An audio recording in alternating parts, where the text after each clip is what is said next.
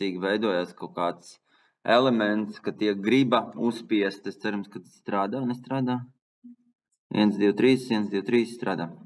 Tātad varas teorija, Lasals un Oppenheimers skaidro mums, kas ir šajā varas teorijā. Tātad vara pār līdzcilvēkiem, likums, ar kuru attiecīgi nosākās valsts veidošana. Cilvēks nodrošina savu dzīves dziņu, balstoties uz pašu darbu un svešu vārdarbīgu piesavināšanos.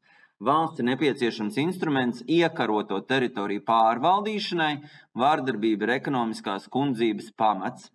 Tātad vārdarbība kā spēks, militārs spēks, policijas spēks, izlūkdienestu spēks, avio kuģu spēks, kosmosa kuģu, kodolieroču spēks, vārdarbība. Ja?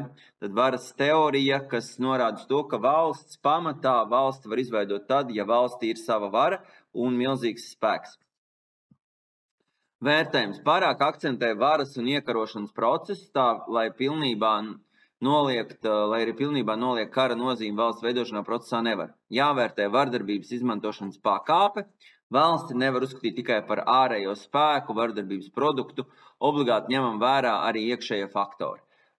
Ekonomisti to skaidro, kā valsts ir tas gangsteris vai vikings, Ragnārs, kas palicis uz ziemu, 3 ziemas paliks, viņš nevar visu izlaupīt.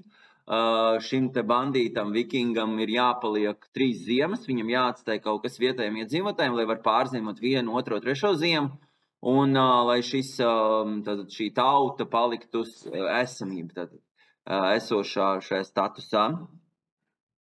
Tātad valsts izcelšanās psiholoģiskā teorija. Tātad,